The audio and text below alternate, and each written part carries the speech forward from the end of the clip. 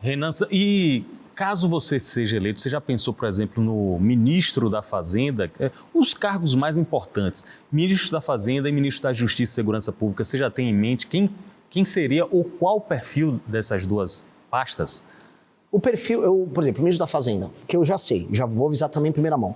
Cara que participou do escândalo do Banco Master, que estava lá na Faria Lima, lá em São Paulo, vendendo o Banco Master, e agora não, agora eu vou tocar o Ministério da Fazenda do Renan, nem põe o pé.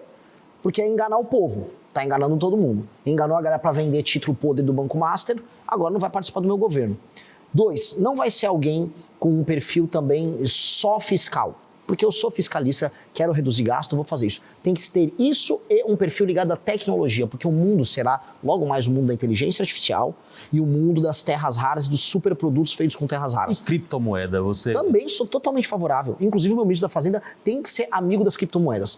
Tendo essas 3 características, é bem-vindo para participar do meu ministério. Não só como ministro, mas para a gente montar uma equipe nova. Porque não adianta a gente construir, vamos dizer, um Ministério da Fazenda, no Bolsonaro da Economia, que apenas olha assim, vamos cortar gastos. É importante, eu vou cortar muito gasto, sou o que mais vai cortar gasto de todos. Só que a gente tem que falar, cortei o gasto para quê? O que eu vou fazer com isso? Eu vou desfavelizar? Como que são as reformas de competitividade? Como eu vou investir em infraestrutura? Como eu vou tornar o Brasil um lugar que funciona? A gente tem pouco tempo. Se em 30 anos o Brasil não virar uma das 5 nações mais poderosas do mundo, o mundo vai levar vantagem sobre o Brasil. Qual é o seu plano para a Petrobras, Renan? O que é que você enxerga desse gigante? Eu vou ter concorrência no setor, mas eu não vou privatizar a Petrobras. Eu vou ter concorrência no setor de refino, eu vou ter concorrência também maior na distribuição, evitar fraudes e malandragens como anda acontecendo, tem operações policiais acontecendo nisso. Só que num mundo em que os recursos naturais estão sendo alvo de guerras, terras raras é só o começo disso. Petróleo também é. Basta ver que a guerra que está rolando agora, tanto na Ucrânia quanto no Irã, gera aumento no preço dos combustíveis e o Trump utiliza isso como pressão inflacionária na China. Ter controle de suas próprias reservas é manter soberania. Eu defendia no passado a privatização da Petrobras, hoje eu não defendo mais. Eu acho que nós não devemos privatizar a Petrobras, até porque vender a Petrobras significa o quê? Entregar ela na mão ou de uma estatal da Arábia Saudita, a Aramco, ou de uma estatal chinesa, ou seja, vai sair do Estado brasileiro e vai para o Estado saudita, para o Estado chinês. Renan não faz Santos sentido. Está conosco aqui no Linha de Frente, conversando sobre as propostas dele, que é pré-candidato à presidência da República. Muitas dessas propostas, algumas, podem ser tomadas por decreto presidencial, mas a maioria tem que ser por PEC, por projeto de lei. Tem que haver uma negociação com o Congresso e o Partido Missão, recém-criado há poucos meses, ainda não tem estrutura para eleger uma maioria confortável de parlamentares. Como é que será sua negociação com o Congresso Nacional? De maneira clara, eu topo compor com todo mundo que quiser de boa fé participar do meu governo. Eu quero fazer um governo de coalizão. E quando eu falo governo de coalizão, eu não estou falando só dos partidos. Eu quero conversar com todo o empresariado, eu quero conversar com os setores da economia brasileira inteira, eu quero conversar com a imprensa, eu quero avisar, eu tenho um plano de salvação nacional e eu preciso que todo mundo ajude. A minha maioria não vai ser só no parlamento. Eu quero conversar assim, tô aqui no SBT, eu vou no SBT, eu vou na Globo, eu vou em todos os lugares. Este plano de salvação nacional não é objeto de discussão. Todo mundo sabe que a gente quer viver num lugar em que a gente não vai ser assaltado. Todo mundo sabe que não está dando para o país pagar as próprias contas. Esse plano de salvação nacional é o básico. Eu não quero me promover com isso. Eu quero que todo mundo tenha um lucro político da gente salvar o próprio país e levar ele longe. Todo mundo quer que a gente explore as terras raras e que faça os produtos complexos baseados nisso. Isso não é motivo de discussão. Esquerda, direita, centro. Então eu vou chamar todo mundo para compor o governo comigo, para a gente tocar essa agenda. De maneira clara, sem problema nenhum. O que eu não vou aceitar? Malandro e vagabundo, gente que vai pegar, por exemplo, um ministério para fazer grana. Isso não vai rolar no nosso governo. Ao mesmo tempo, eu quero mudar a forma como é feita a política no Brasil, especialmente nos municípios pequenos, para mudar a lógica do famoso centrão. E aí eu tenho uma proposta que foi muito aplaudida na Marcha dos Prefeitos em Brasília, que é a Lei de Responsabilidade Gerencial, em que eu vou fazer com que o prefeito que administra bem uma cidade, ele é premiado, o município recebe mais dinheiro, mas o prefeito que administra mal uma cidade, ele não pode concorrer mais a eleições. E o fundo partidário, o fundo eleitoral, não é mais determinado pelo número de deputados, porque os deputados mandam em todo mundo, e sim pelo desempenho dos prefeitos. O prefeito que entregou educação, saúde, segurança, saneamento básico, ele determina o fundo partidário dos partidos. Aí você precisa mexer num chamado Pacto Federativo. Aliás, é uma reclamação, eu entrevisto muitos prefeitos aqui, é uma reclamação que as prefeituras aqui na Bahia, mais da metade, não sobrevivem com recursos próprios, tem que ser por repasse. Para mexer nesse Pacto Federativo, você abre mão de algumas receitas, né? Na União, abre mão de algumas receitas para repassar para algumas prefeituras. Como é que você vai operacionalizar isso? De maneira clara, as prefeituras são também muito mal administradas. Eles não têm foco em resultado. O critério nosso vai ser bem simples. Eu vou colocar, eu chamo de comissariado, comissários do governo federal em todos os municípios que precisam de recursos federais. O comissário vai ajudar o prefeito a fazer a gestão. Um supervisor. É um supervisor e vai estar ali, você vai gastar em educação, tá tudo certinho. Essa política funciona em educação, vai entrando dinheiro. Conforme o prefeito vai subindo os indicadores de desempenho, os alunos estão indo melhor nas provas, olha, a segurança do município está aumentando, olha, está fazendo as obras para saneamento básico, aí o governo federal manda mais dinheiro. Se o prefeito está indo mal, aí o comissário assume as atribuições e se aquele prefeito lutar contra a boa função do comissário, aquele prefeito fica inelegível. Por quê? Qual o critério? Tá claro que o prefeito não está cuidando bem do dinheiro que está sendo mandado. Então a gente vai ajudar os municípios a melhorarem. E o principal critério para ajudar o município é o município aumentar a atividade econômica. Porque o município que aumenta a atividade econômica, ele aumenta a arrecadação. Aumentando a arrecadação, ele depende menos do governo federal mandar dinheiro.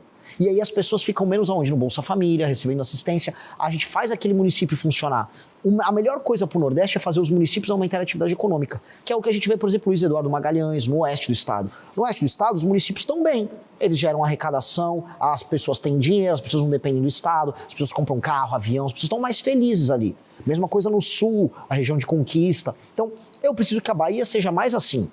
E eu vou ajudar a administrarem bem e gerar receita e riqueza para que as pessoas evoluam e não dependam do Estado. Tem alguns gestores públicos que já se incomodam com o piso da lei de responsabilidade fiscal. Por exemplo, muitos acham que 35% para a educação é muito, a população está envelhecendo, os jovens não são tão preponderantes. Você acha que isso merece também ajuste? Não só ajuste, como eu já protocolei através do meu partido uma PEC, que é a PEC fiscal do Kim Kataguiri, que resolve isso. As vinculações, se chama vinculação, o orçamento fica vinculado obrigatoriamente um percentual para a saúde e outro para a educação. Aí o que acontece? O município que não está nascendo mais criança e as pessoas estão ficando velhas, ele precisa investir mais em saúde do que em educação. Só que ele não pode. Ele não pode. Isso é loucura. Então tem que permitir que tenha essa, vamos colocar aqui, essa liberdade. E outra coisa, os gastos, o critério que gera o aumento dos gastos com isso, são vinculados à arrecadação.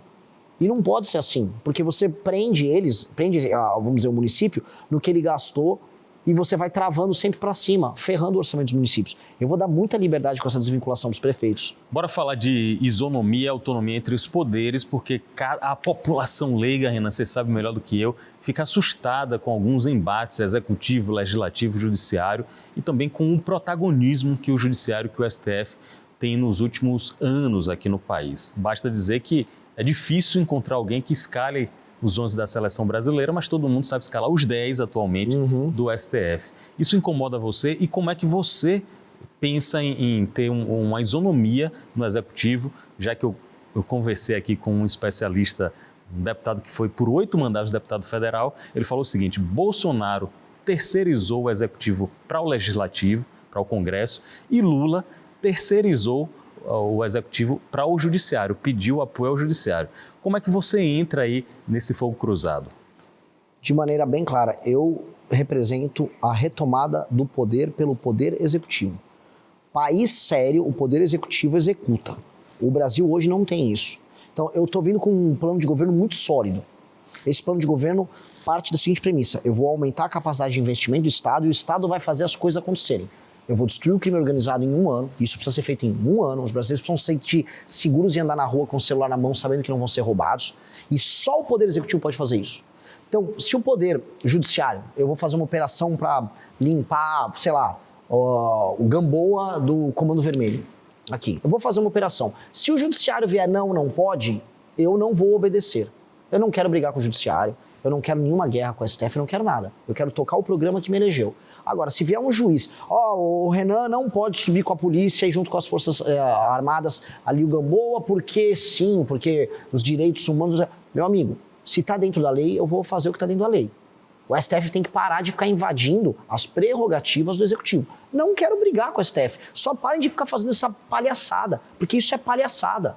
No Rio de Janeiro, não, por causa da DPF, das favelas, O BOP os soldados do BOP correm risco de morrer porque pode vazar a operação. Porque antes tem que comunicar para todo mundo como vai ser feita a operação. É uma loucura, uma operação que tem que ser secreta, vaza. Ainda mais num lugar no Rio de Janeiro em que boa parte das autoridades são corruptas e acabam vazando para o crime organizado. Por isso que muito em operações que o BOP vai tocar na favela no Rio de Janeiro, os membros das facções fogem antes. Porque eles conseguem pegar a informação antes. Que absurdo, o STF tem imposto isso. É um negócio que ajuda o crime. Então o STF não vai poder fazer isso. Eu não quero prender ministro, eu não estou na guerra com ninguém. Quem vai fazer isso é o Senado. Isso é um problema do Legislativo com eles. O que não vai ter mais é o STF cruzando linhas. O presidente tem que governar, tem que parar de ser sabotado. Só que para fazer isso tem que entrar um presidente que não tem rabo preso. E eu não estou querendo dizer assim que, olha só, todos os outros são muito ruins, mas assim, tá todo mundo no escândalo do Banco Master. Eu não tô. Não vai vazar nada seu. Não vai, cara, assim, não vai vazar o quê? Eu tocando guitarra sozinho em casa, esses são meus vazamentos, entendeu? O único áudio que vazou nosso foi o áudio do Arthur Duval na Ucrânia, um amigo meu que falou besteira, é isso. Agora, áudio de corrupção, participação em escândalo com malandro são os outros.